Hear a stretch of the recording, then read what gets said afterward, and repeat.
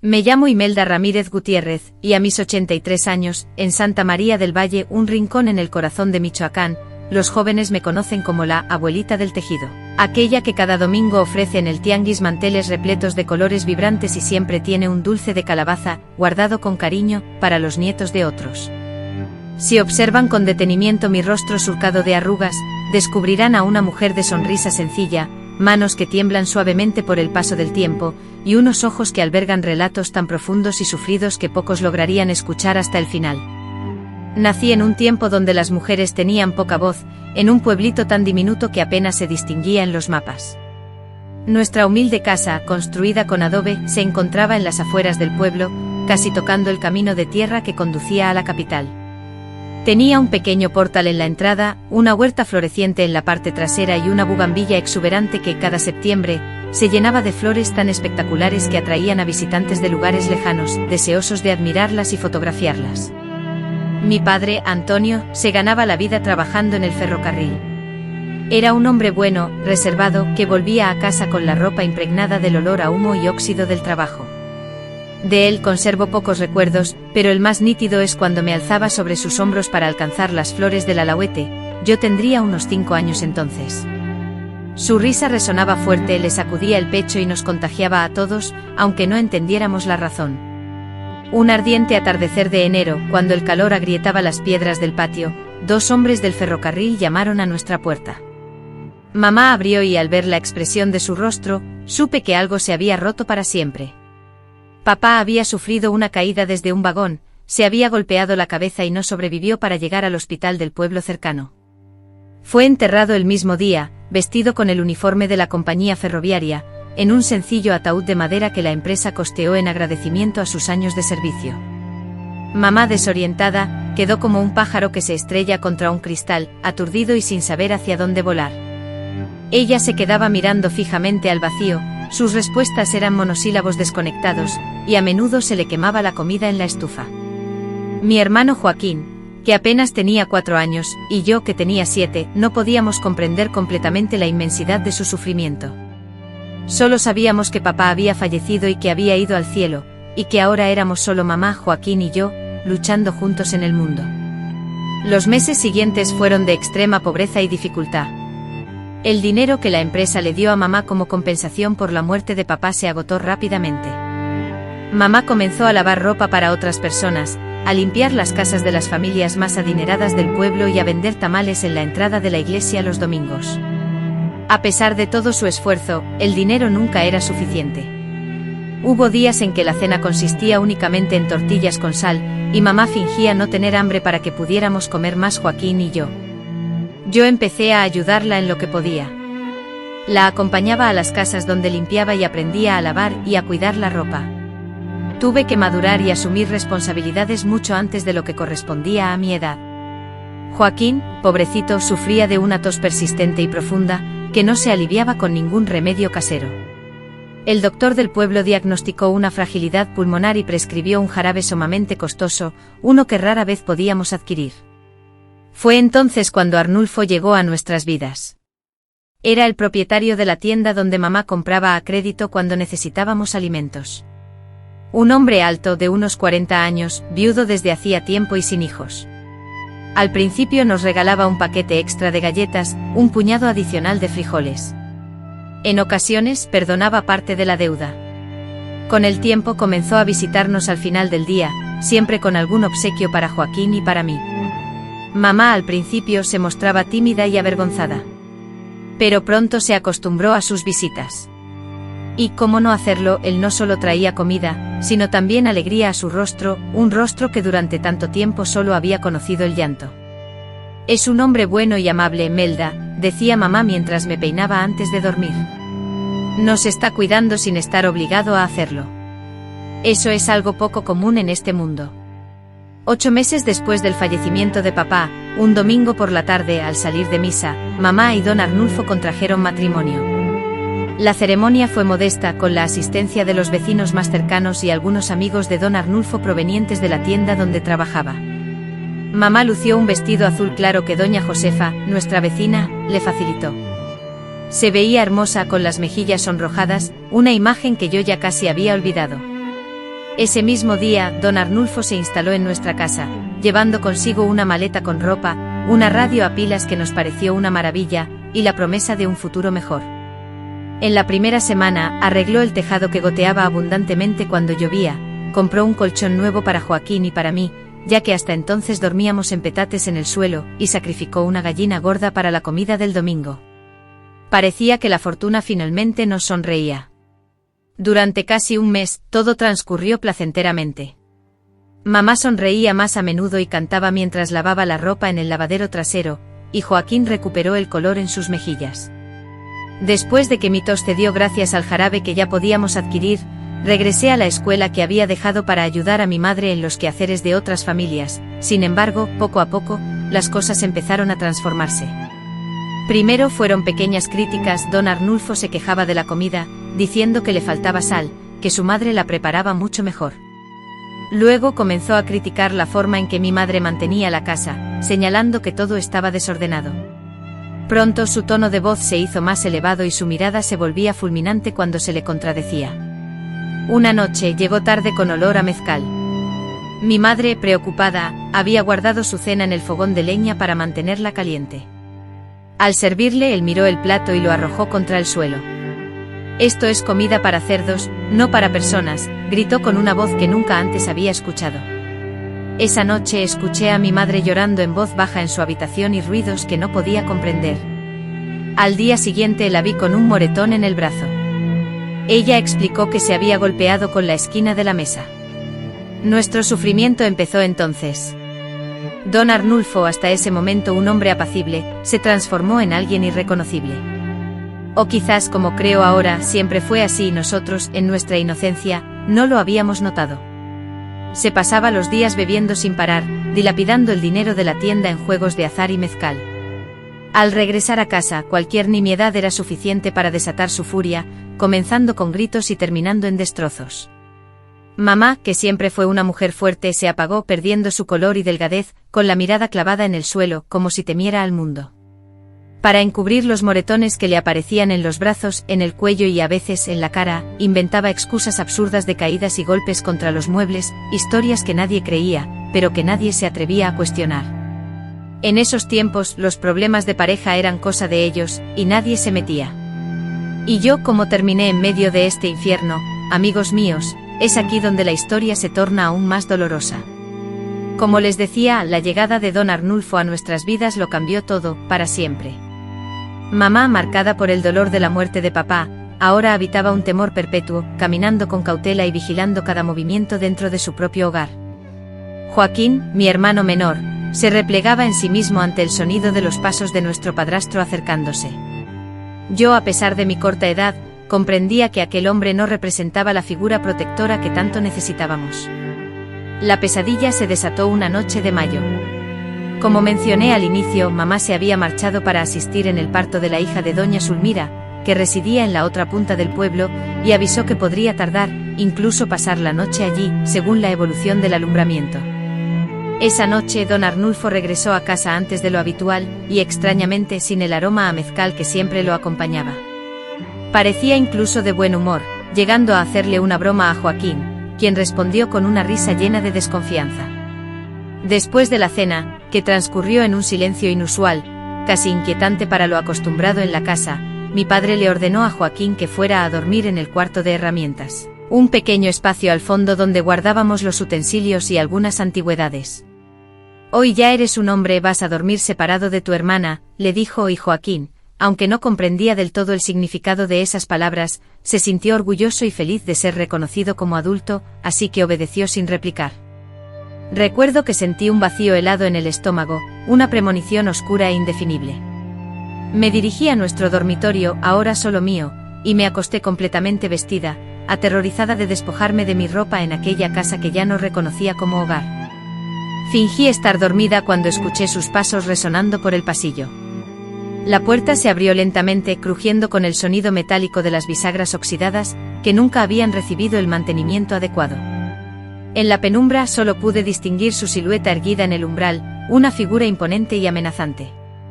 Sentí su olor aproximándose, una combinación de tabaco, sudor y algo más, algo que solo mucho tiempo después logré identificar como lujuria.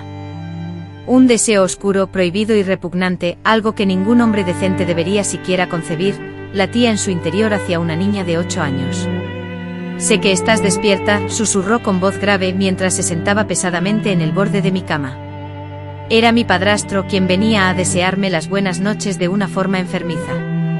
Sus manos, ásperas y marcadas por el trabajo en la tienda, comenzaron a explorar mi rostro, a acariciar mi cuello, descendiendo por lugares que me llenaban de vergüenza y terror. Cerré los ojos con fuerza, repitiendo desesperadamente todas las oraciones que mi madre me había enseñado, rogando a cualquier santo o ángel que viniera a rescatarme. Pero esa noche y en las muchas noches que siguieron, ningún ángel apareció. «Si le cuentas a tu madre, nadie te va a creer», me advertía con frialdad antes de salir de la habitación, acomodándose la ropa como si nada hubiera pasado. «Y si te creen, voy a decir que fuiste tú quien lo provocó, que eres una niña desvergonzada, y entonces los echaré a todos, a tu madre, a tu hermano enfermo y a ti. Van a terminar viviendo bajo un puente, pasando más hambre de la que ya sufren». La amenaza me helaba la sangre. Yo, ahogando el llanto, el asco y el dolor, solo podía tragarme las lágrimas y el miedo.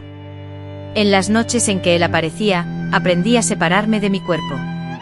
Me imaginaba en lugares lejanos, jugando bajo el viejo árbol de agüete con papá, que aún vivía en mi recuerdo, o nadando en el río con las otras niñas de la escuela. Era como si flotara por encima de la cama, observando todo desde una perspectiva ajena, como si le ocurriera a otra persona, no a mí. En la escuela, me volví más silenciosa y retraída con el tiempo.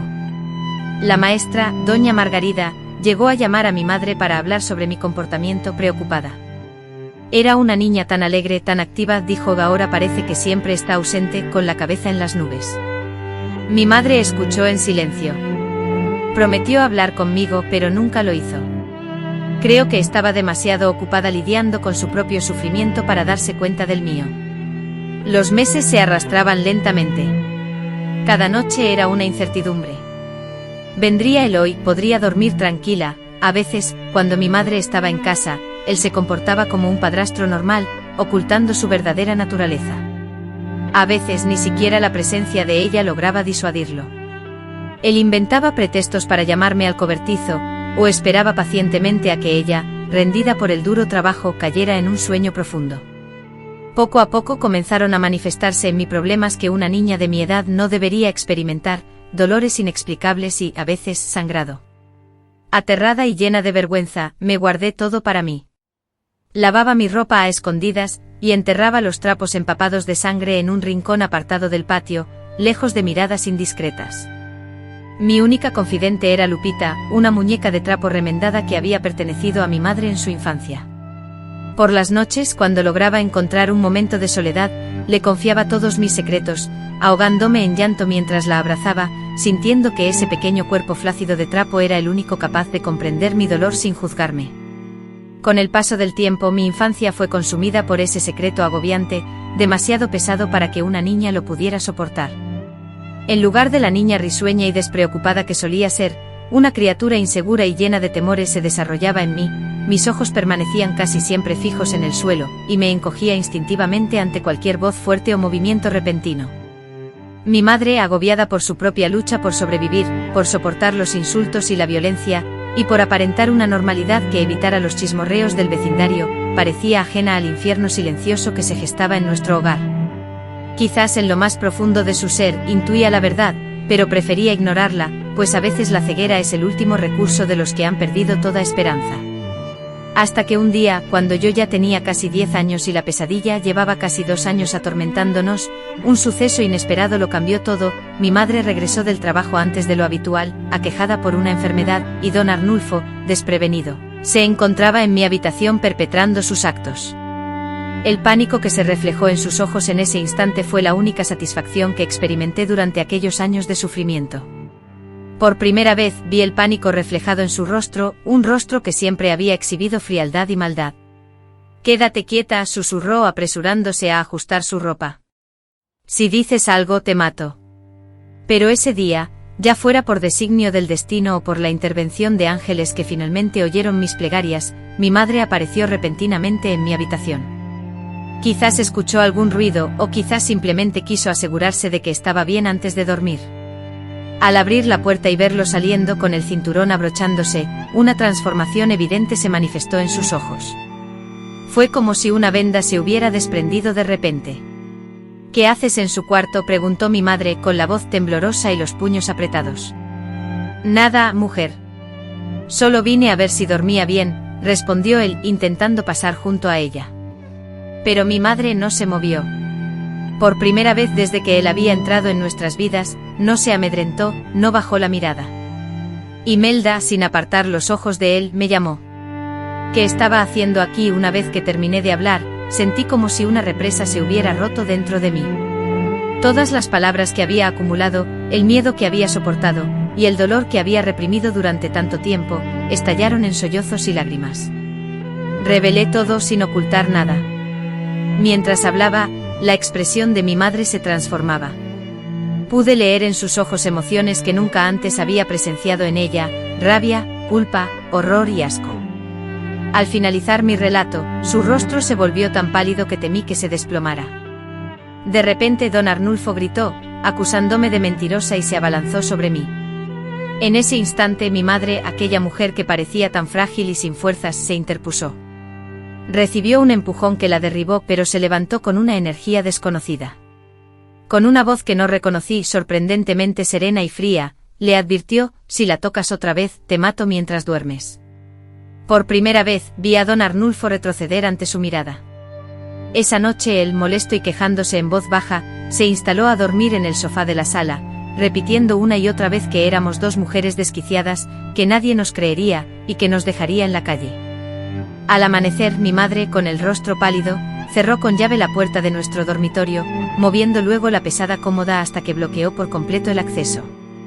Se acostó junto a mí en la cama, abrazándome con una fuerza y ternura que hacía mucho tiempo no sentía. Perdóname, hija, susurró en la oscuridad, las lágrimas cayendo silenciosamente sobre mi cabello. Perdóname por no haberte defendido antes, pero esto se acabó. Te juro por la memoria de tu padre que ya no más. Yo quería creerle desesperadamente, pero el recuerdo del poder y la furia de ese hombre, y el terror que infundía, me helaban la sangre. ¿Y si nos echa a mamá, dónde iremos? Joaquín necesita sus medicinas. SHHH, respondió ella, acariciando mi pelo con suavidad. Mañana será un día distinto, muy diferente. Ya verás. Ahora duerme, mi pequeña. Duerme tranquila, que estoy aquí cuidando tu sueño. Esa noche, por primera vez en mucho tiempo, pude dormir sin las pesadillas que me atormentaban. Me sentía segura, resguardada en el abrazo protector de mi madre. No lo sabía entonces, pero el día siguiente efectivamente sería el comienzo de una nueva era. Aquel día, el día en que mi madre y yo planearíamos nuestra venganza, una venganza que nadie, ni siquiera el astuto don Arnulfo, podría siquiera sospechar. Esa noche, después de que mamá descubrió la verdad sobre todo, por primera vez en casi 2 años, pude dormir profundamente sin el constante nudo en el estómago y sin el miedo que me había acompañado día y noche.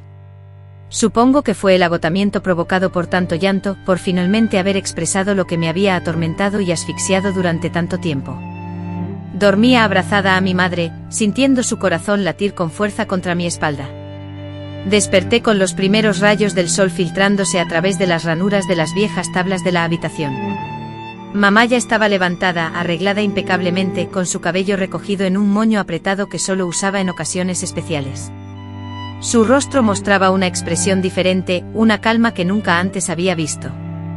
No era la calma del miedo, la de quien se somete para evitar la violencia. Era algo más, la calma de quien ha tomado una decisión y no retrocederá. Con voz suave, Melda me ordenó: levántate, ve a lavarte y ponte el vestido azul, el que usas para ir a la iglesia. Hoy es un día especial. Sin dudarlo, y como era costumbre en aquellos tiempos donde los niños respetaban las órdenes de los mayores, especialmente las de su madre, acaté la indicación. Mientras me aseaba con el agua helada de la pila, percibía ruidos provenientes de la cocina. Mamá parecía estar preparando un desayuno inusualmente elaborado. El aroma intenso a café se fusionaba con un olor dulce, posiblemente proveniente de pan de elote o maíz. Al llegar a la cocina, me quedé asombrado. La mesa estaba elegantemente dispuesta con el mantel bordado que solo se utilizaba en ocasiones especiales, y estaba repleta de comida. El pan de elote aún humeante se acompañaba de queso fresco que la vecina nos había obsequiado, e incluso unas rebanadas de chorizo frito que desconocía que tuviéramos. Don Arnulfo, ya sentado a la mesa, parecía desconcertado ante tal festín. «¿Qué es esto, mujer? ¿De dónde salió tanta comida?», preguntó con suspicacia, pero sin dudarlo se servía generosamente. Mamá esbozó una sonrisa forzada, una mueca que no alcanzaba a iluminar sus ojos, y con voz suave dijo: «Hoy se cumplen 2 años desde que estás con nosotros. Es un día importante, ¿verdad? Mereces una comida especial». Él, visiblemente sorprendido al principio, pronto se dejó llevar por la idea de ser el centro de atención, y, con una evidente satisfacción, comenzó a engullir la comida, parloteando con la boca llena sobre lo afortunados que éramos de tenerlo, repitiendo incansablemente lo mucho que había hecho por la familia, agradeciéndole su generosidad al mantener a una viuda y a sus 2 hijos, aunque no fueran de su sangre. Joaquín, recién levantado y todavía somnoliento, entró en la cocina, frotándose los ojos con curiosidad ante el bullicio matutino. Mamá le indicó con un gesto que se sentara a la mesa y comiera sin decir nada, sin interrumpir a Arnulfo. «Cómetelo todo, Arnulfo», le insistió. «Mamá», respondió él sirviéndose más comida en su plato, «hice este pan de elote especialmente para ti, como te gusta, bien dulce». Mientras él comía con avidez, observé que mamá apenas probaba bocado. Solo tomó un pequeño sorbo de café, desmenuzó un trozo de pan en su plato, pero casi no lo ingirió. Yo, sintiéndome igualmente incapaz de comer, también dejé mi plato casi intacto. Sentí un nudo en el estómago solo con ver su rostro al otro lado de la mesa, riendo a carcajadas y fanfarroneando como si la noche anterior no hubiera ocurrido nada. Después de desayunar, mamá nos envió a Joaquín y a mí al patio a cuidar de las gallinas y regar la huerta, y me sentí recelosa. No quería dejarla sola con él, pero ella me tranquilizó con una mirada, asegurándome que todo estaba bien. Ya entrada la mañana, don Arnulfo comenzó a sentirse mal. Primero se quejó de mareos y de un fuerte dolor en el abdomen. Luego empezó a sudar frío y a palidecer como un fantasma. «Seguro fue algo que comí», farfulló corriendo varias veces al baño que estaba al fondo. Mamá, visiblemente preocupada, le preparó un té de hierbabuena bien concentrado. «Esto le ayudará a limpiar el estómago», le dijo, obligándolo a beberlo todo. Sin embargo, en lugar de mejorar, don Arnulfo empeoró. Comenzó a vomitar y a contorsionarse de dolor. «Creo que necesito llamar al médico», dijo finalmente. «Ramiro», dijo mamá con la voz llena de angustia, «no te ves nada bien». Él, casi gritando, respondió: «Nada de médico, esto se me pasará. Ya me ha dado esto antes. Es solo una indisposición». Así transcurrió todo el día. Ramiro empeoraba gradualmente y mamá, fingiendo preocupación, le ofrecía más tés y remedios caseros que preparaba ella misma en la cocina. Joaquín y yo, apartados, jugábamos en el patio, pero de vez en cuando yo espiaba por la ventana y lo veía cada vez más pálido, más decaído y empapado en sudor. Al llegar la noche, ya no podía mantenerse en pie. Mamá lo ayudó a acostarse en su cama. Luego le colocó paños fríos en la frente para aliviar la fiebre que había comenzado a subir. «Mañana, si no mejoras, llamaré al doctor, Ramiro, aunque no quieras», dijo con firmeza, «no puedo permitir que el padre de mis hijos muera así». Él intentó protestar, pero estaba demasiado débil. Se quedó acostado gimiendo suavemente mientras mamá preparaba otra infusión en la cocina. Después de que Joaquín se durmió aquella noche, mi madre me llamó discretamente al patio. La oscuridad reinaba, interrumpida solo por la tenue luz plateada de la luna que bañaba su rostro, revelando líneas de preocupación y cansancio que nunca había visto antes. Recuerdo vívidamente la extraña sensación que me produjo, como si hubiera cambiado, envejecido y renacido al mismo tiempo. «Hija», susurró, tomando mis manos entre las suyas con una fuerza inusual. «Necesito contarte algo muy importante, pero antes necesito que me jures, con el alma, que nunca jamás le dirás esto a nadie. Ni a Joaquín cuando sea mayor, ni a tus futuros hijos, ni siquiera en tu lecho de muerte. Es un secreto que solo compartiremos tú y yo». Asentí con la cabeza, prometiendo sin dudarlo. Que no habría prometido a esa mujer que finalmente confiaba en mí, que finalmente se atrevía a enfrentarse al monstruo que habitaba en nuestra propia casa. «Tu padrastro no va a mejorar», afirmó, su voz apenas audible, como si el mismo aire pudiera delatarla. «Lo que tiene no es una enfermedad que un médico pueda curar. En ese momento, la magnitud de sus palabras me escapó por completo. A pesar de su corta edad y relativa inocencia, a pesar de todo lo que había vivido, aún era una niña. ¿Cómo es eso, mamá?, pregunté. ¿Recuerdas cuando un enorme ratón invadió la despensa y se comió todo nuestro maíz? ¿Recuerdas que usó tu padrastro para deshacerse de él? Entonces comprendí. Había usado veneno para ratas, un veneno mortal que acababa con cualquier animal al instante. Era un polvo blanco similar al azúcar, que guardaba en un lugar seguro, fuera de nuestro alcance. Comencé a preguntar con los ojos llenos de temor. No digas nada, hija. Cuanto menos sepas, mejor para ti. Solo necesito que entiendas algo. Mañana, cuando amanezca, tu padrastro no despertará y tendremos que llorar mucho o fingir desesperación. Le diré al delegado que se quejaba de dolores en el pecho desde hacía tiempo, que debe haber sido del corazón. Tú y Joaquín no dirán nada, solo llorarán. Entendido. Asentí, incapaz de articular palabra. Una parte de mí, aterrada, se sentía horrorizada por lo que mi madre había hecho o estaba a punto de hacer. Sin embargo, otra parte, una zona oscura y desconocida de mi interior, experimentaba un alivio tan intenso que casi me asfixiaba. Se lo merece, hija, susurró mamá, como si pudiera leer mi mente. Por lo que te hizo a ti, por lo que nos hizo a mí. Ninguno de nosotros merecía vivir en este infierno y no había otra salida. Si huíamos, él nos encontraría y nos perseguiría. Si lo denunciaba, ¿quién creería a una niña como yo contra él? Era el comerciante respetado del pueblo. Y si lo encarcelaban, ¿no terminaría saliendo algún día, sediento de venganza? No, hija, a veces hay que arrancar las malas hierbas de raíz. Juntas, regresamos al interior de la casa. Don Arnulfo yacía en la cama, pálido como la cera de una vela, respirando con dificultad. Mamá me ordenó que durmiera con Joaquín en el cuartito trasero. Mañana será un día duro, me dijo besándome en la frente. Tendrás que ser fuerte. Y lo fue. Nos despertó el desgarrador grito de mi madre proveniente de su habitación. Al llegar corriendo, la encontramos agachada sobre el cuerpo frío y tieso de don Arnulfo. Sus sollozos eran desgarradores, nunca la había visto llorar de esa manera. Era tan convincente su dolor que incluso yo, sabiendo la verdad, titubeé por un instante. El ruido de nuestros pasos atrajo a los vecinos, y la casa se llenó rápidamente de gente.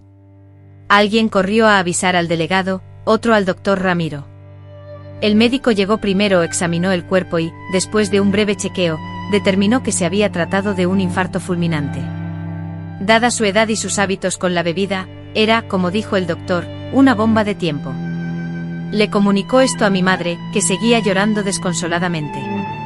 Al día siguiente se llevó a cabo el entierro. Todo el pueblo se volcó en el funeral, más por curiosidad que por genuina pena. Mamá, vestida de negro de pies a cabeza, no dejaba de llorar. Joaquín y yo, también vestidos de negro con ropa prestada por los vecinos, nos mantuvimos callados a su lado, sin saber bien qué hacer. Era un buen hombre, repetían los vecinos, dándole palmaditas a mamá en la espalda. Los cuidó como si fueran sus propios hijos. Si tan solo ellos conocieran la verdad, si tan solo supieran los secretos oscuros que se escondían tras las puertas de esa casa de adobe al caer la noche, los horrores silenciosos que presenciaron sus paredes, las lágrimas que empaparon su suelo. Tal vez entonces no estarían allí, fingiendo un respeto vacío por un hombre que no se lo merecía en absoluto. Pero nadie supo jamás la verdad, ni el delegado, quien tras unas breves e insustanciales preguntas, concluyó rápidamente que se trataba de una muerte natural, ni el padre, que oró por su alma como si fuera la de un santo, ni siquiera Joaquín, aún demasiado niño para comprender lo que ocurría. Después del entierro, regresamos a casa. Éramos solo nosotros tres, de nuevo. Mamá, en lugar de mostrar alivio, lucía aún más destrozada. Esa noche, después de que Joaquín se durmiera, me llamó para sentarme en el portal. Imelda, con la voz ronca y quebrada por las falsas lágrimas que había derramado durante todo el día, susurró: lo que hicimos es un pecado terrible. Quizás por esto vayamos al infierno. Pero él merecía lo que le pasó, mamá, respondí, repitiendo las mismas palabras que ella me había dicho la noche anterior. Por todo lo que nos hizo, por todo lo que te hizo a ti, se lo merecía. Ella asintió lentamente, elevando la mirada al cielo nocturno salpicado de estrellas. Pero no nos corresponde a nosotras impartir justicia, hacer que se cumpla la ley con nuestras propias manos. Eso es trabajo de Dios. Entonces, ¿por qué lo hizo la señora?, pregunté con curiosidad.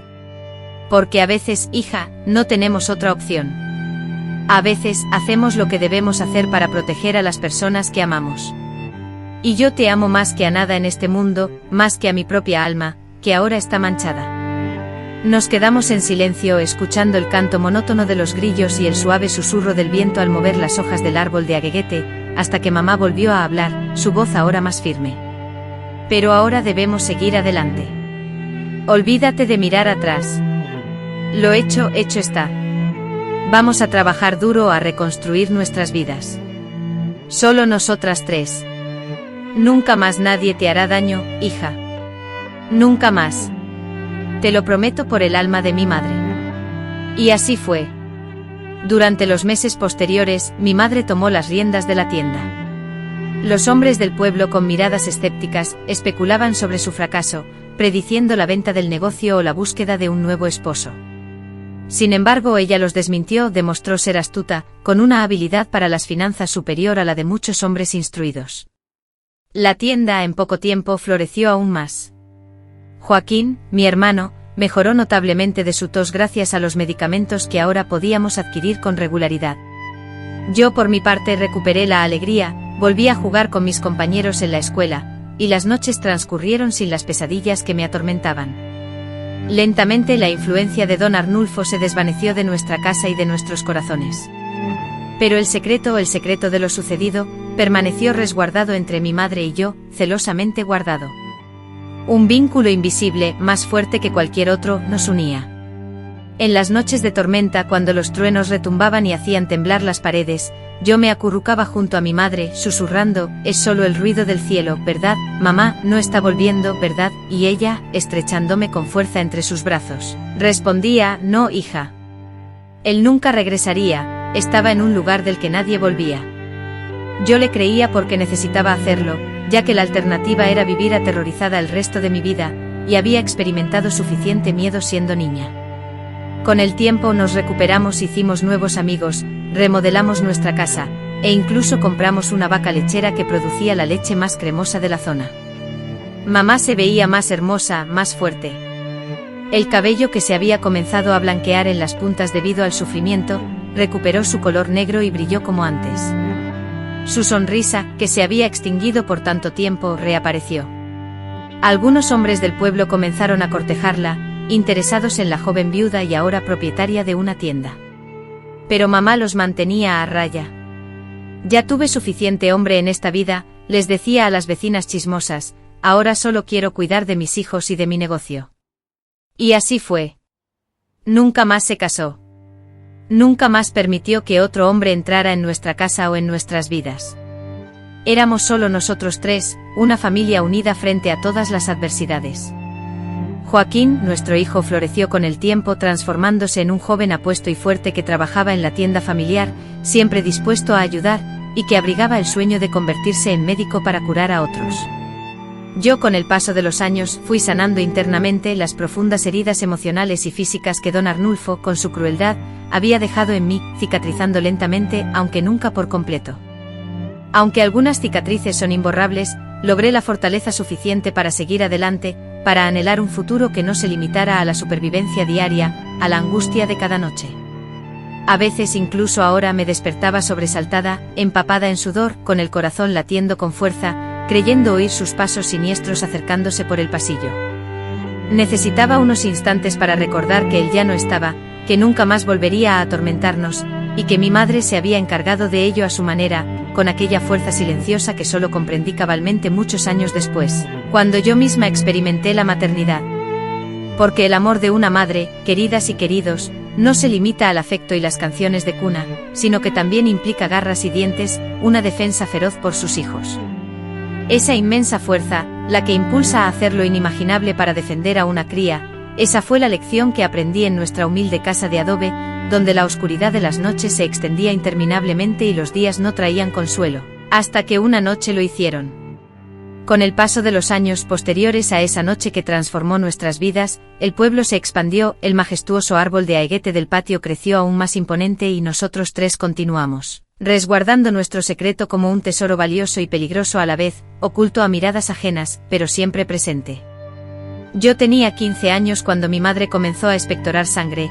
Al principio, se esforzaba por ocultarlo, tragándose rápidamente el pañuelo teñido de rojo al verme. Alegaba que era solo cansancio, que se había mordido la lengua, pero pronto se volvió imposible disimularlo. Su cuerpo se consumió tanto que los vestidos le colgaban, como si estuvieran vacíos, en una percha.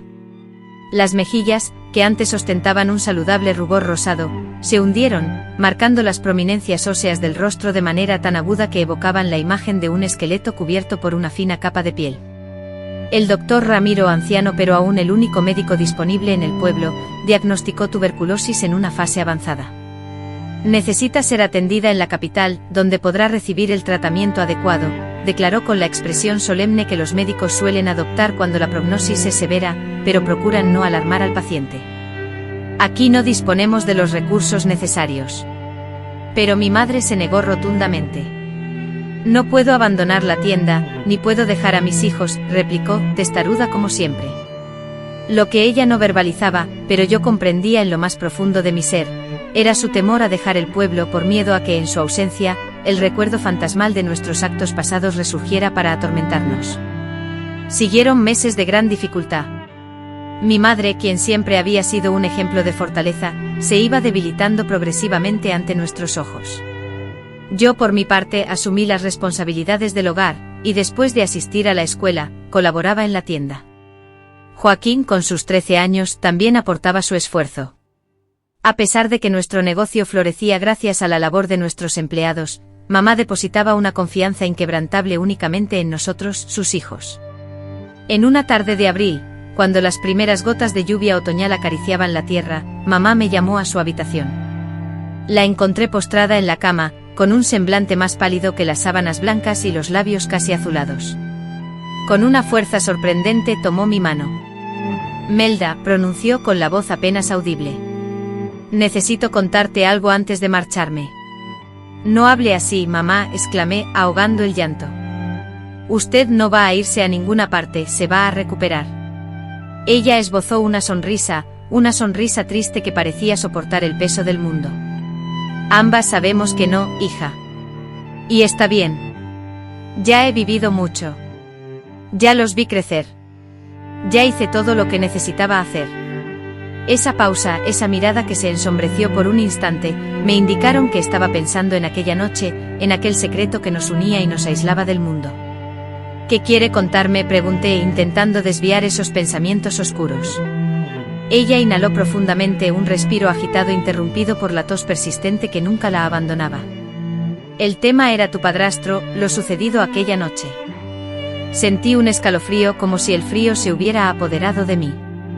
Después de tanto tiempo, era inusual que abordáramos ese asunto de manera tan directa. Era como si hubiéramos pactado mantenerlo oculto, un secreto compartido. El pasado, ese pasado, lo habíamos sepultado con él.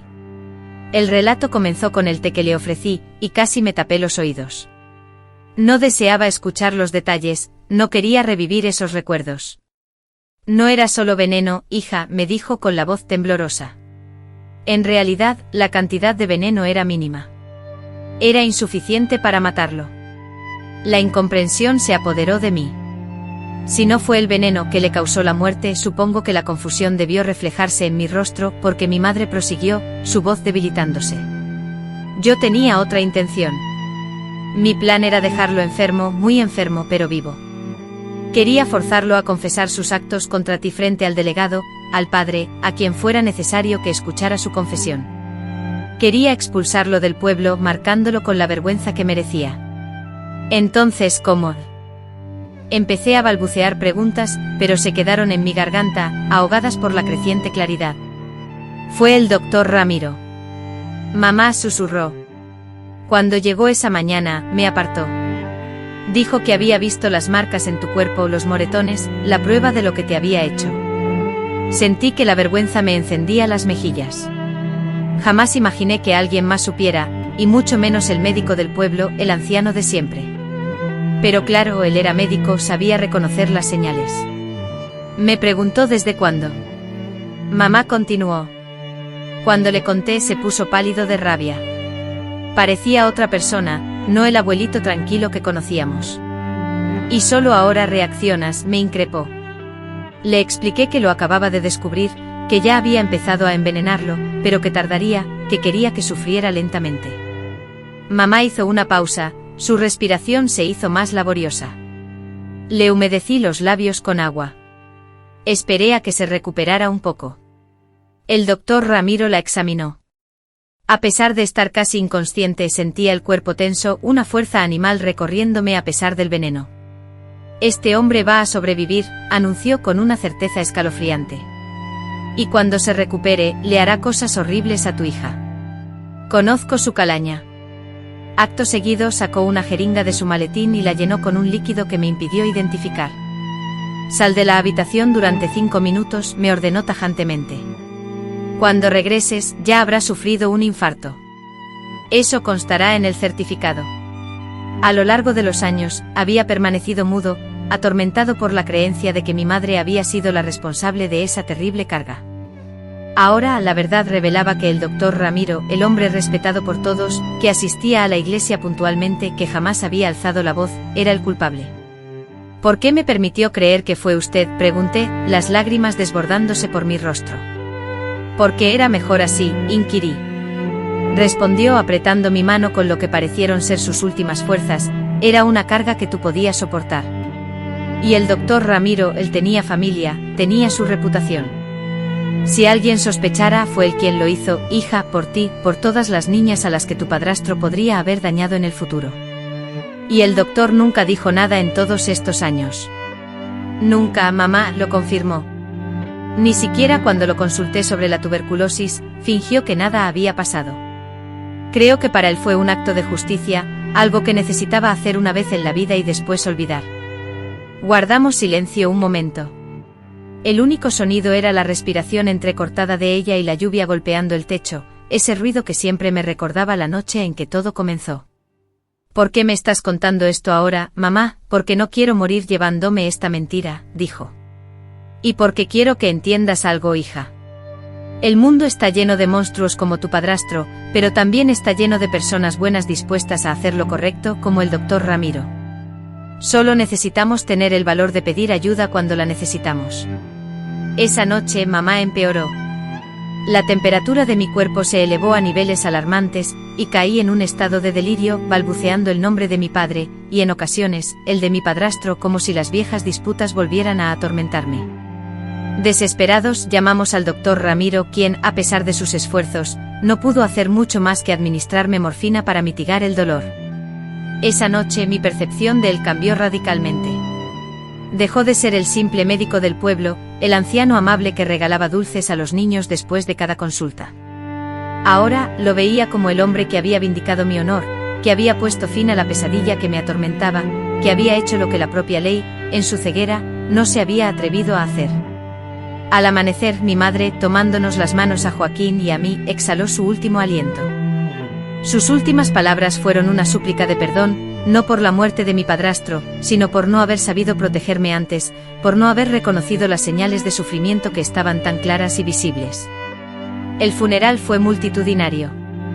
Todo el pueblo se presentó para despedir a mi madre, una mujer muy querida y respetada, una comerciante honesta que había sacado adelante a sus 2 hijos sola, tras la trágica muerte de su marido. Nadie excepto yo y el doctor Ramiro entendía la verdad que subyacía tras esa despedida. Ramiro, consciente de la verdad total sobre la identidad de mi madre, una mujer que había fallado en su intento de proteger a su hija, pero que se había esforzado por enmendar su error, me apartó después del entierro. El doctor Ramiro, con un aspecto aún más envejecido que la noche anterior, como si el fallecimiento de mi madre le hubiera restado años, me abordó directamente. Tu madre te lo contó, ¿verdad? Incapaz de sostener su mirada, asentí. Con voz cansada, me consoló. No debes sentirte mal por ella, niña, fue una buena mujer que hizo lo mejor que pudo. Y en cuanto a mí, bueno, ya estoy viejo. Si Dios quiere cobrarme por aquella noche, que así sea. No me arrepiento. Agradecí y esas fueron las únicas palabras que pude articular. Él asintió solemnemente y se marchó. Nunca más volvimos a hablar de ello. Con la muerte de mamá, todo cambió drásticamente. Yo tenía 15 años y Joaquín, 13. Éramos huérfanos, pero la ley nos consideraba demasiado jóvenes para hacernos cargo de nosotros mismos y del negocio familiar. El juez del municipio vecino, tras evaluar nuestra situación familiar, decidió que debíamos mudarnos a otro pueblo, a vivir con una tía lejana a la que apenas conocíamos, y que la tienda familiar, nuestro sustento, fuera vendida. El dinero obtenido de la venta quedaría resguardado hasta que cumpliéramos 21 años. Fue como perderlo todo por segunda vez, primero la muerte de nuestro padre, luego la de nuestra madre y ahora, la casa donde habíamos crecido, la tienda que nos daba de comer, el pedazo de historia que nos unía al pueblo. Pero yo ya no era la niña asustada que se escondía bajo la cama. Había aprendido con mi madre a defender lo que me pertenecía. En la víspera de nuestra partida visité al doctor Ramiro en su casa, y me recibió en el portal, sorprendido de mi visita a esas horas de la noche. Doctor, comencé con la voz más firme de lo que esperaba, usted ayudó a mi familia una vez, cuando más lo necesitábamos. Ahora necesito su ayuda de nuevo. Le expliqué mi plan, nos quedaríamos en el pueblo. Yo me encargaría de la tienda, contando con la ayuda de los empleados más leales, y Joaquín continuaría yendo a la escuela. Yo solo necesitaba que el doctor Ramiro, reconocido y respetado en el pueblo, hablara con el juez para asegurarle que éramos competentes, que podíamos valernos por nosotros mismos y no necesitábamos la tutela de parientes lejanos a los que ni siquiera conocíamos. El doctor Ramiro me observó largamente con esos ojos azules, ya un poco descoloridos por el paso del tiempo, analizándome como si me viera por primera vez. Después de un rato finalmente dijo: tienes la fuerza de tu madre, eso es evidente, y también inteligencia, por lo que veo. Tienes razón, no deben irse de aquí. Este pueblo es su hogar y esa tienda es su legado. Al día siguiente él mismo fue a hablar con el juez. No supe qué le dijo exactamente, pero funcionó. El juez, un hombre corpulento y con un semblante poco amigable, aceptó que nos quedáramos, con la condición de que el doctor Ramiro actuara como una especie de tutor no oficial, supervisando que cumpliéramos con nuestras responsabilidades escolares y que el negocio no quebrara. Y así comenzó el tercer capítulo de mi vida. Había dejado de ser la niña indefensa que jugaba con sus padres y la callada víctima de los abusos de mi padrastro. Ahora era una joven mujer, casi la madre de mi hermano menor, y la responsable de una tienda que dependía enteramente de mis decisiones. Al principio, la tarea fue ardua. Algunos proveedores se negaban a negociar conmigo por ser mujer y tan joven. Los clientes de antaño dudaban de mi capacidad para hacer cálculos precisos y establecer precios justos. Pero ante cada desafío, sentía la voz de mi madre resonando en mi mente: sé fuerte, hija. Demuestra de que eres capaz. Con el tiempo gané el respeto que mi trabajo merecía. La tienda no solo se mantuvo a flote, sino que prosperó bajo mi dirección. Introduje la primera caja registradora del pueblo y ampliamos la variedad de productos, llegando incluso a abastecer a los pueblos vecinos. Joaquín, siguiendo el ejemplo de mamá, demostró tener un don natural para los números y para relacionarse con la gente. Y el doctor Ramiro, cumpliendo su promesa, nos brindó su apoyo incondicional, compartiendo cenas con nosotros al menos una vez a la semana. Me preguntaba sobre mis estudios y sobre el funcionamiento de mi negocio.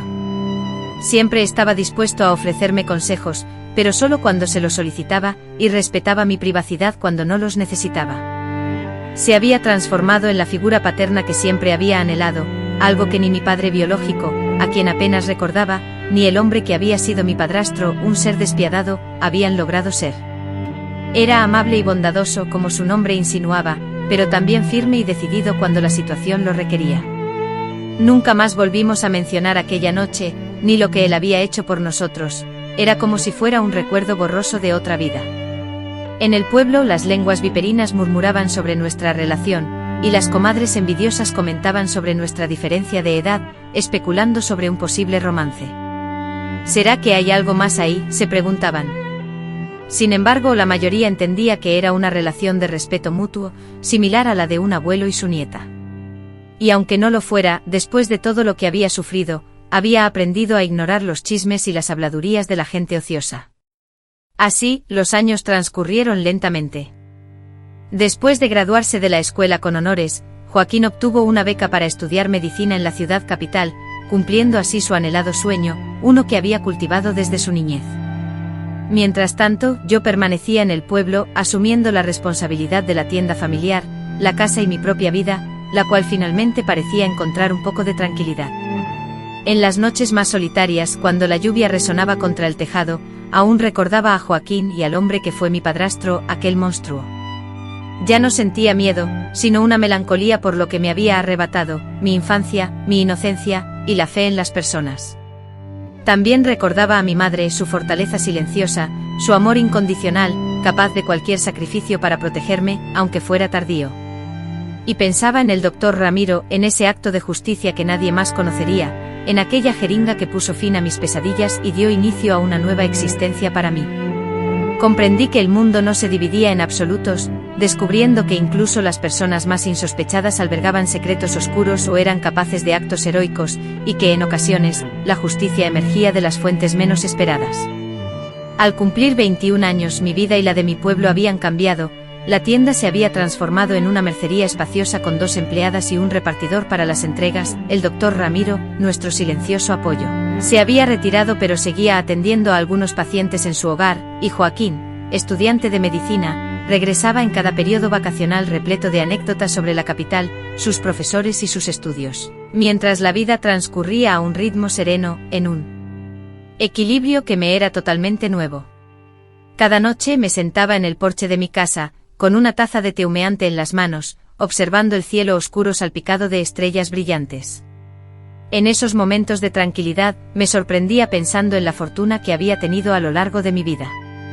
A pesar de todas las dificultades que había enfrentado, seguía entera, fuerte, dueña de mi propio negocio, respetada en el pueblo y completamente independiente de cualquier hombre.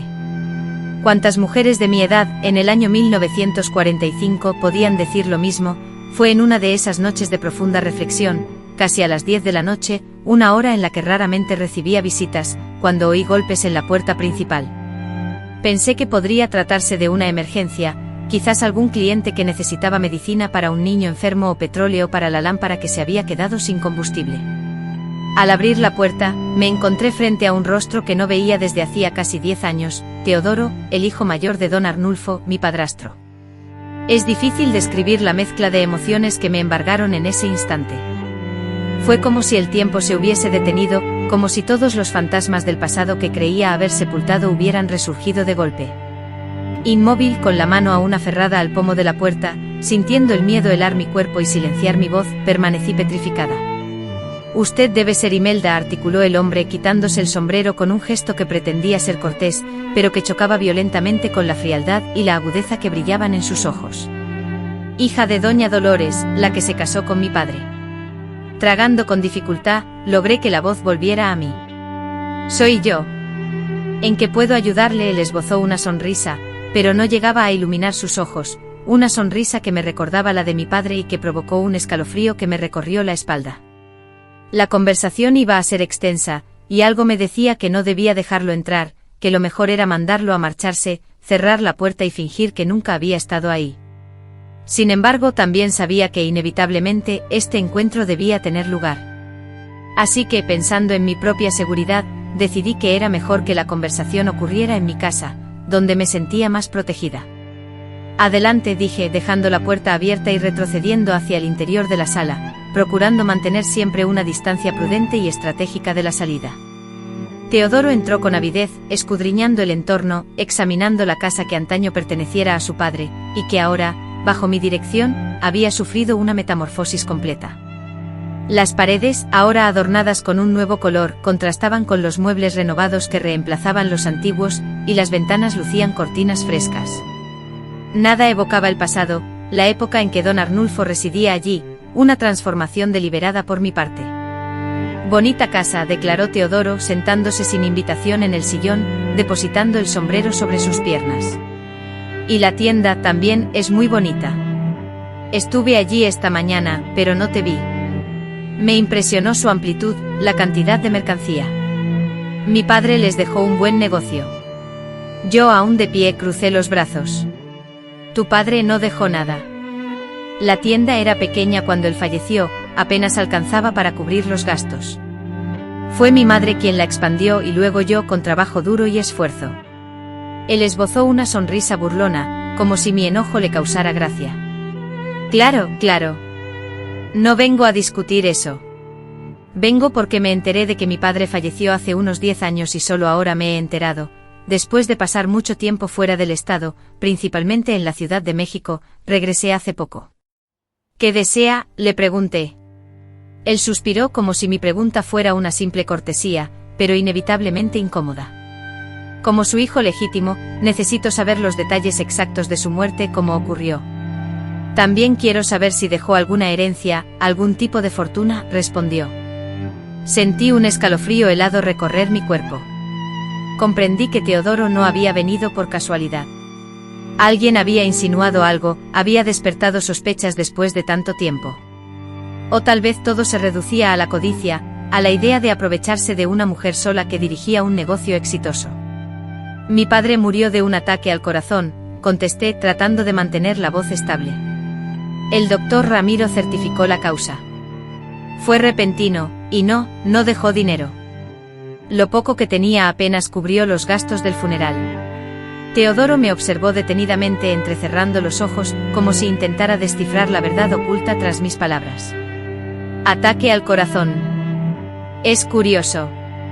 Mi padre tenía el corazón fuerte como un toro, nunca tuvo dificultades financieras, y la tienda ya generaba beneficios en ese tiempo. Eso lo sé. La muerte es inevitable, señor Teodoro. A veces sucede inesperadamente sin previo aviso.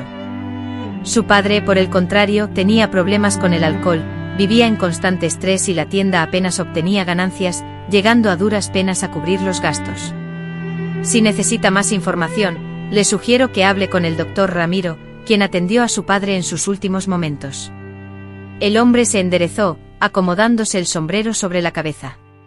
Sí, hablaré y también con otras personas, sabe, señorita, cuando un hombre fallece repentinamente, dejando a una viuda joven y atractiva como era su madre, las habladurías surgen. Y yo he escuchado muchas cosas interesantes desde que llegué a este pueblo.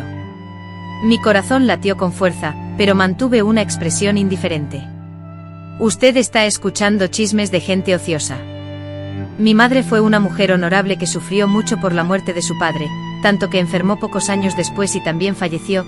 ¿También murió ella?, preguntó con las cejas levantadas en una sorpresa que no parecía sincera. ¡Qué lástima!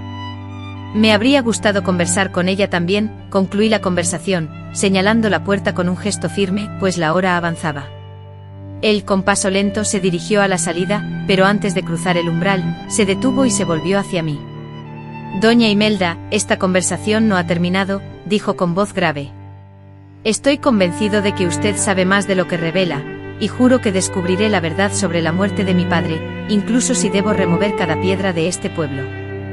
Después de que se marchó, cerré la puerta tras él, sintiendo un temblor incontrolable en mis manos. Me deslicé por la puerta hasta el suelo, con el corazón latiendo con fuerza y velocidad en mi pecho. El pasado, tras años de silencio, volvía para atormentarme, personificado en aquel hombre, con sus ojos helados y la misma sonrisa cruel que recordaba de mi padre. Esa noche la vigilia me mantuvo despierta. Reflexioné sobre mis opciones, sobre cómo protegerme, cómo preservar la memoria de mi madre y cómo salvaguardar al doctor Ramiro, quien había arriesgado tanto para poner fin a nuestra pesadilla. Si Teodoro se dedicaba a interrogar a la gente del pueblo, ¿cuánto tiempo pasaría antes de que alguien mencionara mi aparente temor en ese entonces? ¿Cuánto tardarían en hablar de las misteriosas marcas que tenía en mi cuerpo, o de cómo mi madre se transformó completamente después de su muerte? A la mañana siguiente fui sin dudarlo a la casa del doctor Ramiro. Lo encontré como solía hacer en las mañanas soleadas, sentado en el porche absorto en su viejo periódico, con las gafas en la punta de la nariz. Le relaté todo, la visita de Teodoro, sus sutiles amenazas y el miedo que me invadía. El doctor escuchó atentamente con el ceño fruncido y el rostro más serio que de costumbre. Ese hombre va a ser un problema, dijo finalmente, doblando cuidadosamente el periódico. Conozco su clase. No se rendirá fácilmente, sobre todo si sospecha que hay dinero de por medio. ¿Qué vamos a hacer, doctor?, pregunté preocupada. El doctor Ramiro, sumido en sus pensamientos, se quitó las gafas y comenzó a limpiar los cristales con un pañuelo. Él tiene sospechas sobre algo, aunque carece de evidencia concreta. El certificado de defunción está en regla, legalmente correcto. Yo lo firmé siendo un médico con buena reputación. Exhumar el cuerpo ahora, después de tanto tiempo, no proporcionaría ninguna información relevante. Pero ¿y si alguien mencionara las cicatrices que tenía, la forma en que lucía, cómo cambió mamá tras aquella noche? La mayoría de la gente ni siquiera recordará esos detalles, y los que lo hicieran, dudarían en hablar por miedo o desconfianza. Era otra época, una época en la que la gente prefería no involucrarse en los asuntos internos de las familias. Asentí, intentando tranquilizarme con esas palabras, pero el miedo seguía acechándome. Aún así, doctor, él parece obstinado, decidido. Dijo que iba a revolver todo el pueblo. El doctor Ramiro, con su mano arrugada, posó su mano sobre la mía en un gesto paternal que siempre me reconfortaba. Entonces debemos actuar antes. Necesitamos hacer que pierda el interés, que se marche de aquí lo antes posible. El doctor permaneció en silencio, mirando más allá de mí, fijamente hacia el jardín impecable que se extendía frente a la casa. Cuando retomó la conversación, su voz exhibía una determinación que rara vez había escuchado en él. Él viene por dinero, ¿verdad? Bien, le daremos lo que busca, una suma lo suficientemente generosa para que se marche y no regrese. Pero, doctor, pagarle sería como aceptar culpa, como comprar su silencio. No, reflexionándolo bien, muchacha. Yo hablaré con él. Le explicaré que su padre tenía una modesta póliza de seguro que, tras el fallecimiento de tu madre, podemos liberar para su hijo. Haré que parezca un gesto de buena voluntad, no un soborno. Yo no estaba convencida. Conocía a hombres como Teodoro, era de la misma calaña que su padre. Si detectaba debilidad, se ensañaría con más fuerza.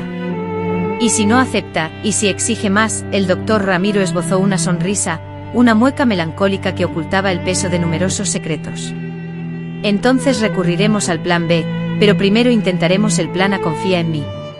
Como no confiar en el hombre que lo había arriesgado todo para protegerme, esa misma tarde, el doctor Ramiro salió a buscar a Teodoro a la pensión donde se alojaba, mientras yo, en la tienda, me sentía inquieta y no podía concentrarme en el trabajo, sobresaltándome cada vez que la puerta se abría, temiendo que fuera él de nuevo. La tarde caía y ya comenzaba a oscurecer cuando el doctor Ramiro apareció en la mercería. Al verlo con su rostro demacrado, supe que las noticias no eran buenas. No aceptó, dijo el doctor tan pronto como nos quedamos a solas en la trastienda. Me comentó que sospechaba algo extraño en la muerte de su padre y que un soborno no le haría cambiar de opinión. Añadió que iba a hablar con el nuevo delegado y solicitar una investigación. Sentí que el mundo se me venía encima. El nuevo delegado, que había llegado de la capital hacía unos pocos meses, no conocía a nadie en el pueblo y no compartía las mismas lealtades que el anterior. Si Teodoro sembraba la duda en su mente. Y ahora, doctor, ¿qué vamos a hacer?, pregunté. Ahora vamos al plan B, respondió con una determinación que contrastaba con su aspecto frágil y anciano. Usaremos contra Teodoro las mismas tácticas que él pretende usar contra nosotros. Como el doctor Ramiro se inclinó hacia adelante bajando aún más la voz, Teodoro no es inocente. Antes de irse del pueblo hace tiempo, estuvo involucrado en actividades sospechosas como apuestas ilegales y contrabando de alcohol durante la prohibición. Estoy convencido de que continuó con esas prácticas en Ciudad de México. Si empezamos a interrogar a las personas adecuadas, usted propone que lo intimidemos, que lo chantajeemos, sugiero que le demostremos que no es el único que puede indagar en el pasado, que si busca pelea, la tendrá. Es defensa propia, Imelda. No podemos permitir que destruya todo lo que hemos logrado, que manche el recuerdo de tu madre, ni que perjudique mi reputación en esta etapa de mi vida. Nunca había visto al doctor Ramiro de esta manera, tan implacable, tan resuelto. El hombre que antes era un médico afable y compasivo, ahora parecía transformado en un guerrero, preparado para la confrontación definitiva. Ante esa determinación, yo, también decidida, le pregunté cómo puedo ayudar. Él respondió: necesito que te mantengas alerta sobre sus actividades en el pueblo, que observes con quién se relaciona y que le escribas a tu hermano en la capital. Joaquín podría averiguar con quién se relacionaba Teodoro allí, qué tipo de negocios realizaba. De esta manera, iniciamos nuestra silenciosa batalla contra Teodoro. Durante las semanas siguientes, cada uno asumió su rol. Yo, discretamente, vigilaba sus movimientos en el pueblo, registrando sus encuentros y destinos. Mientras tanto, Joaquín respondió con información valiosa. Reveló que Teodoro había sido detenido 2 veces en la Ciudad de México, una vez por fraude y otra por agresión, y que, huyendo de acreedores peligrosos, había abandonado la capital. Ramiro, aprovechando sus años de experiencia como médico en el pueblo, se apresuró a contactar al delegado antes que Teodoro. Le presentó una versión meticulosamente elaborada de los hechos, pintando a Teodoro como un hijo desleal que había abandonado a su padre y que ahora solo regresaba por el dinero de la tienda, que según Ramiro, legalmente pertenecía a la madre del narrador, ya que había sido construida con su esfuerzo. Sin embargo, Teodoro no se rindió fácilmente. Continuó investigando y sembrando dudas, lo que provocó que algunos ancianos comenzaran a murmurar y a recordar el pasado, mencionando los cambios en la madre del narrador tras la muerte del padre y el comportamiento extraño de la niña. Fue entonces cuando el doctor Ramiro, tras recibir información de un antiguo paciente ahora residente en la Ciudad de México, quien le reveló que Teodoro estaba profundamente involucrado en apuestas ilegales, debía cuantiosas sumas a individuos peligrosos y había huido al interior para evadir a sus acreedores, determinó que había llegado el momento de emplear nuestra estrategia más efectiva. Esa noche el doctor Ramiro solicitó que preparara una cena especial e invitara a Teodoro, lo cual me causó una gran inquietud al considerar su presencia en nuestro hogar. El doctor, sin embargo, me aseguró que era indispensable. «Vamos a hacer como hizo tu madre en cierta ocasión», me dijo con una mirada llena de significado, lo cual me hizo comprender al instante sus intenciones. Una cena especial para demostrar nuestra buena fe. El solo pensamiento me heló la sangre. «El señor no está sugiriendo», comencé a decir. «Claro que no», interrumpió rápidamente para tranquilizarme. «No somos asesinos, pero sí podemos utilizar la historia a nuestro favor. El poder de la sugestión a veces es más fuerte que cualquier veneno». Con el corazón latiendo con fuerza, preparé la cena y envié la invitación a Teodoro a su pensión. Para mi sorpresa, aceptó sin dudarlo. Esa noche extendí sobre la mesa el mantel bordado, el mismo que mi madre había usado durante años. Elaboré una cena generosa: pollo asado, arroz, frijoles charros y, de postre, un pan de elote, igual al que ella había horneado esa mañana aciaga. Teodoro llegó puntual, impecable con su mejor traje y el cabello engominado hacia atrás, luciendo una expresión de satisfacción personal, como si ya hubiera triunfado en alguna empresa secreta. Poco después llegó el doctor Ramiro, distinguido con su traje antiguo pero bien conservado, portando una botella de vino. La cena comenzó tensa, con conversaciones triviales sobre el clima y los cambios del pueblo. Pero pronto Teodoro fue directo al grano, invitándome a cenar, indicando con ello que estaban listos para revelarme la verdad sobre la muerte de mi padre. El doctor se mantuvo expectante. Ramiro, con una sonrisa serena, se inclinó para servir más vino a todos los presentes. «Verá, señor Teodoro», comenzó la información sobre la muerte de su padre. Como se indica en el certificado de defunción, es precisa, falleció de un ataque al corazón. Lo que nos preocupa es su persistente interés en reabrir el pasado. Teodoro soltó una risa forzada y sarcástica. «Creo que ustedes dos saben perfectamente por qué. Mi padre era el dueño de esa tienda cuando murió, una tienda que valía mucho más de lo que ustedes reconocen.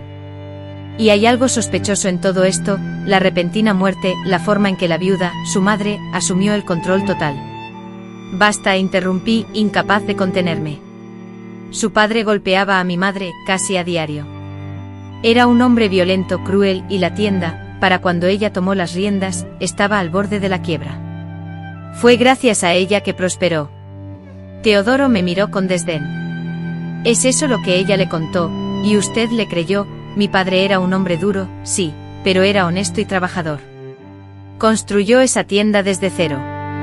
El doctor intervino entonces, diciendo: «Su padre era mucho más que un hombre duro». Ramiro depositó el tenedor con extrema delicadeza junto a su plato. Estaba atormentado por una enfermedad interna. Cometía actos que ningún hombre de bien toleraría. Teodoro entrecerró los ojos inquisitivamente. «¿Qué clase de actos?», preguntó. El doctor Ramiro me observó como solicitando mi consentimiento silencioso. Asentí con una leve inclinación de cabeza. Su padre había abusado de Imelda, una niña que apenas había cumplido 8 años. Le infligía horrores, actos viles que ninguna criatura viviente debería experimentar. La madre descubrió la verdad demasiado tarde, cuando el daño ya era irreversible. El rostro de Teodoro se encendió enrojecido por la ira, luego se descoloró hasta quedar pálido. Por un instante temí que negara, que gritara, que nos acusara de mentir, pero entonces ocurrió algo inesperado. Bajó la mirada, clavándola en su plato, y luego me miró a mí y a mi hermana. Por eso huí de casa a los 15 años, murmuró, su voz casi inaudible. Por eso nunca regresé. El silencio que siguió fue profundo, palpable, impregnado de un dolor ancestral y de secretos finalmente desvelados. Dirigí mi mirada al doctor Ramiro, quien parecía tan desconcertado como yo. Finalmente preguntó por qué está aquí entonces. ¿Por qué quiere remover todo esto del pasado? ¿Por qué nos amenaza? Teodoro levantó la mirada, y vi lágrimas en sus ojos, lágrimas verdaderas, no actuadas. Porque necesito el dinero. Tengo problemas en la Ciudad de México. Le debo a gente peligrosa. Si no pago, me matan. Pensé que si los amenazaba con una investigación, si fingía creer que mataron a mi padre, me darían dinero para escapar. Sentí como si un peso enorme se apartara de mí. A él no le importaba la verdad, ni le importaba mi padre. Solo quería dinero para salvarse. El doctor Ramiro, tan práctico como siempre, preguntó, ¿cuánto debe? Teodoro mencionó una suma que me dejó sin aliento. Era una cantidad enorme, más de lo que teníamos disponible en ese momento. No tenemos tanto, admití. La tienda va bien, pero reinvertimos casi todo. Para reunir la suma necesaria, me veía obligado a vender una porción del negocio o solicitar un préstamo cuantioso. Teodoro, ante la perspectiva, se mostró visiblemente desanimado. Entonces estoy perdido, murmuró. Me habían dado un plazo de 1 mes, y ya habían transcurrido 3 semanas. Fue el doctor Ramiro quien, inesperadamente, propuso la solución. Tengo ahorros, declaró. No tengo descendencia, ni nadie a quien legarlos. Puedo prestar la mitad de la cantidad. La otra mitad, Melda podría obtenerla con un préstamo más pequeño en el banco, utilizando la tienda como garantía. Lo observé sorprendida por su generosidad.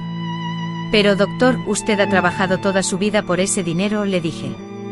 ¿Y qué voy a hacer con él a mi edad? ¿Comprar otro traje para ser enterrado?, bromeó, recuperando su sonrisa bondadosa. Además, veo esto como una forma de cerrar finalmente este capítulo de nuestras vidas, de enterrar de una vez por todas el fantasma de Arnulfo. Al final de aquella noche habíamos llegado a un acuerdo. A cambio de una suma considerable prometimos a Teodoro que le entregaríamos el dinero si juraba no regresar jamás, no volver a mencionar las sospechas sobre la muerte del padre, y no perturbar más nuestra tranquilidad. Transcurridos 3 días con el dinero en su poder, Teodoro abandonó el pueblo con destino a la Ciudad de México para solventar sus deudas. Antes de partir, se acercó a despedirse de mí y del doctor Ramiro. Lo encontré cambiado, menos altanero, con una mirada sombría que reconocía, la que revela el peso de secretos ocultos. Lamento profundamente lo que mi padre te hizo, declaró, mostrando por primera vez desde su llegada a mi puerta una sinceridad palpable. Nadie merece pasar por eso. Nadie, ni siquiera tú, repliqué asombrada por la compasión que sentía por aquel hombre a quien, poco antes, consideraba un adversario.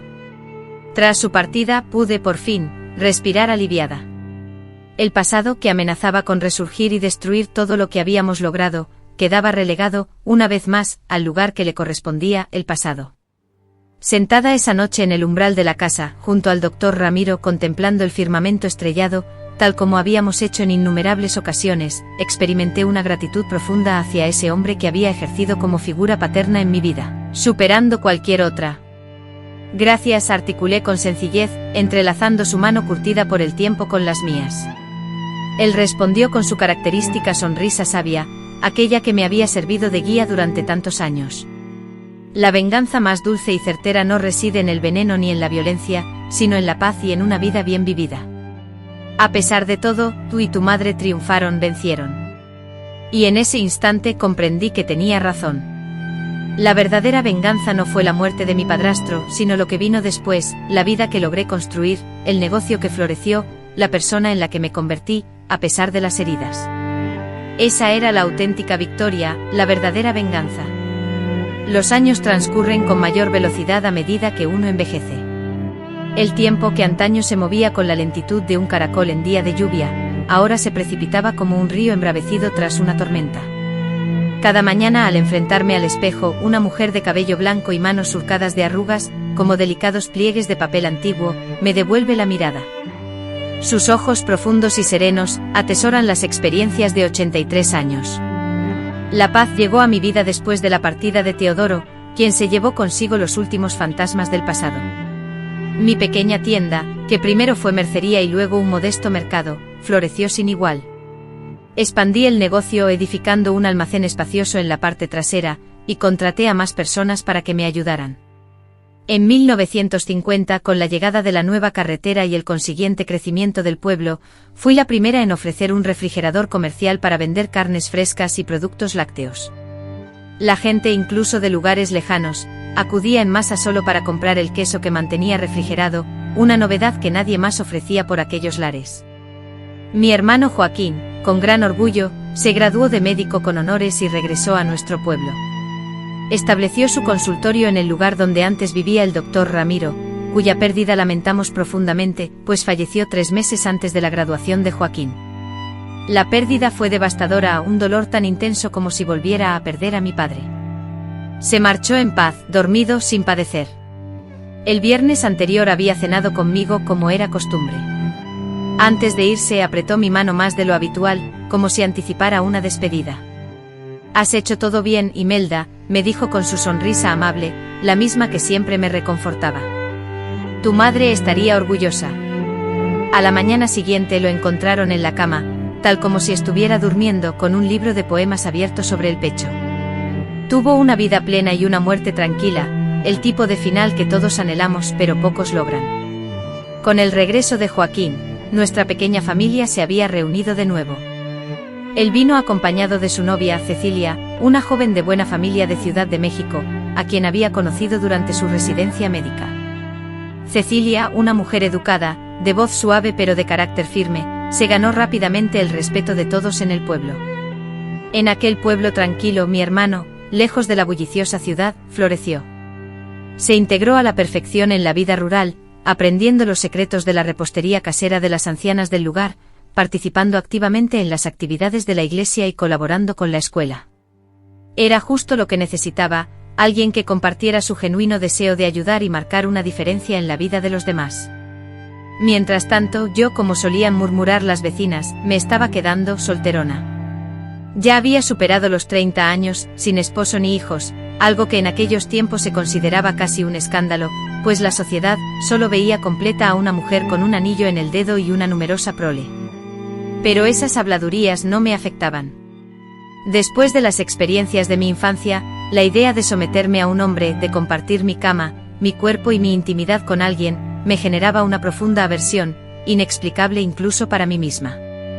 Hasta que el destino, ese juguetón impredecible que disfruta sorprendernos, puso a Augusto en mi camino.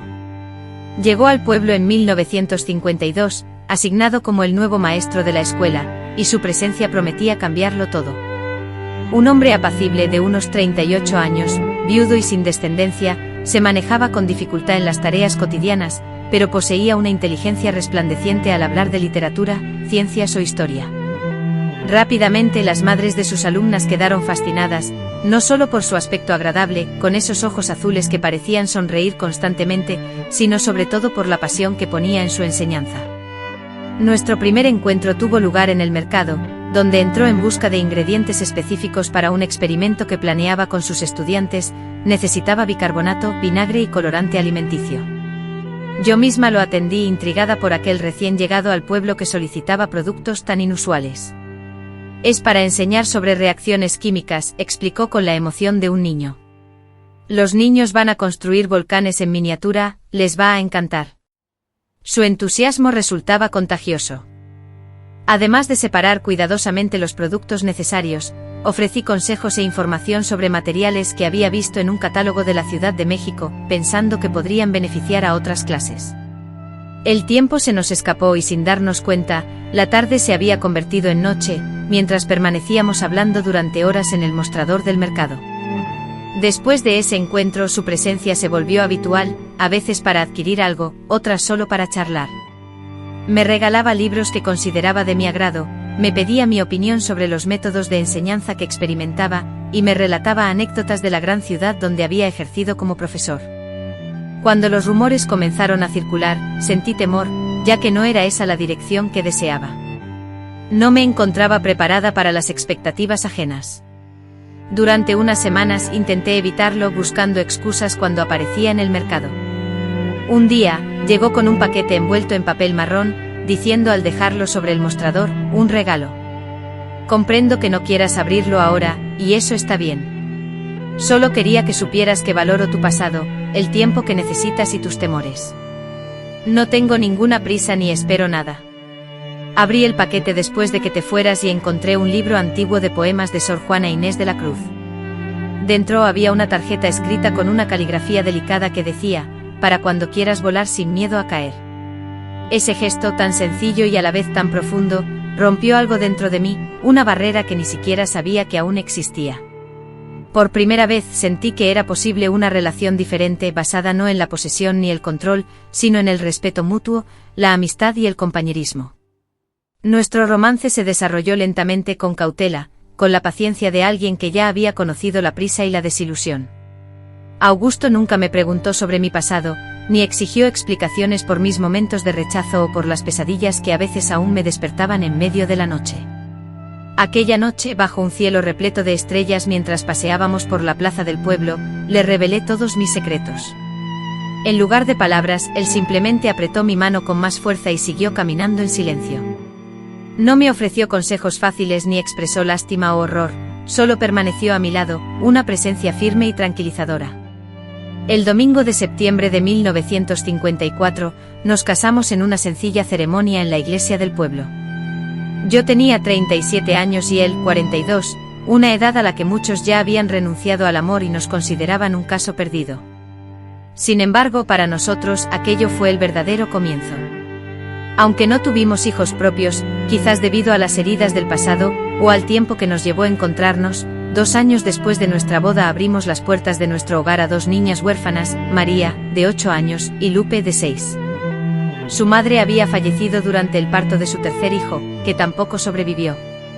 El padre, abrumado por el dolor y sin capacidad para cuidar de ellas, las confió a una tía anciana y desapareció.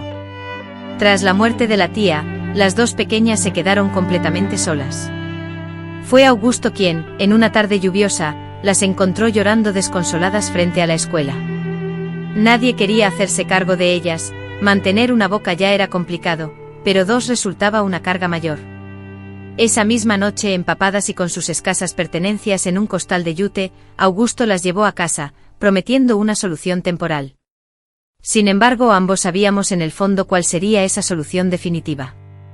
Las niñas trajeron a nuestro hogar una alegría que desconocíamos que nos hacía falta. María, con su seriedad y responsabilidad, me recordaba a mí misma a su edad. Lupe, traviesa y curiosa, era la viva imagen de Joaquín.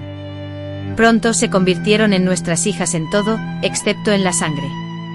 Quizás, precisamente por esa falta de lazos sanguíneos, logré romper el ciclo de sufrimiento que había marcado mi propia infancia.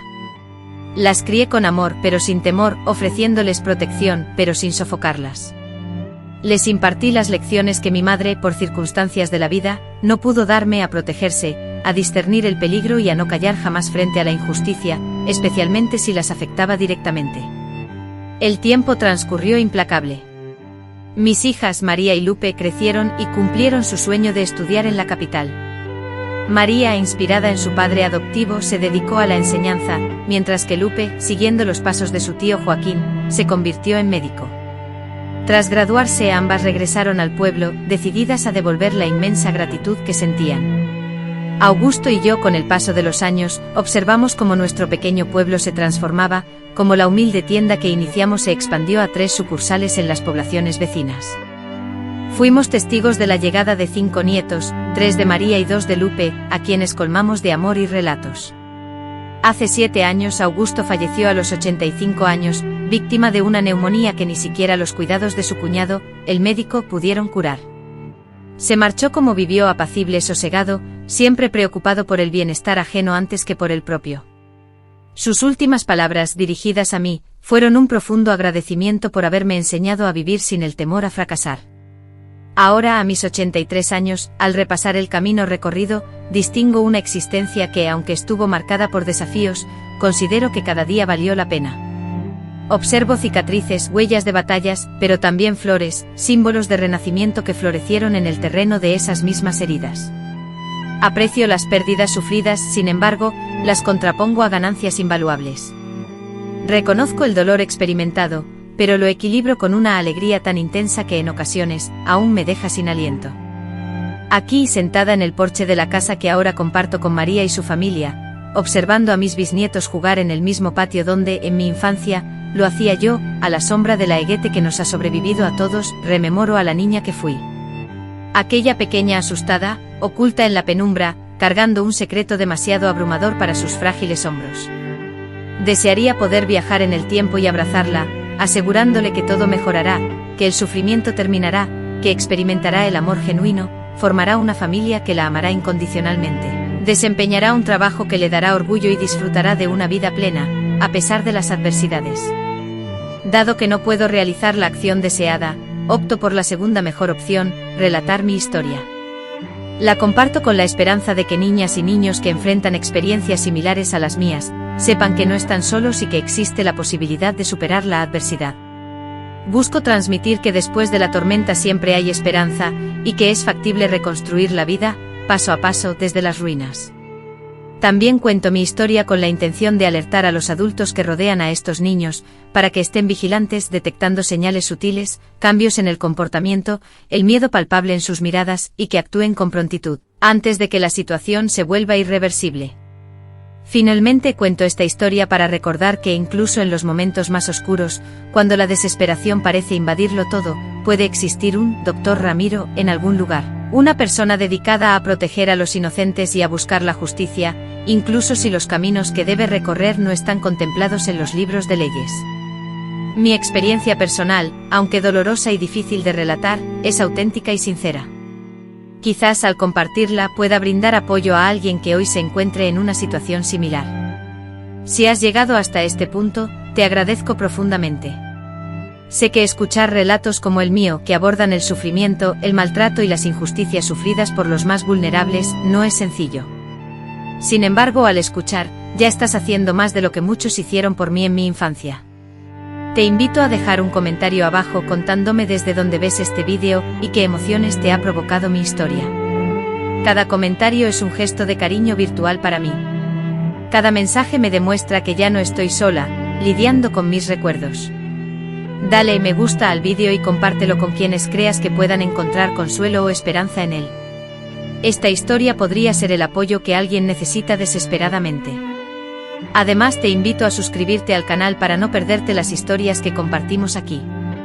Relatos verídicos de personas corrientes que ante desafíos excepcionales, lograron sobreponerse y compartir sus vivencias. Agradezco su atención, su empatía ante mi tristeza, mis momentos de silencio y mi sufrimiento, y sobre todo, su apoyo para convertir estas experiencias en algo que quizás pueda impactar positivamente en el mundo. Que la bendición de Dios acompañe a usted y a sus seres queridos. Si en este momento se enfrenta a dificultades, recuerde que la noche más oscura siempre precede al amanecer. El sol siempre encuentra su camino para volver a brillar.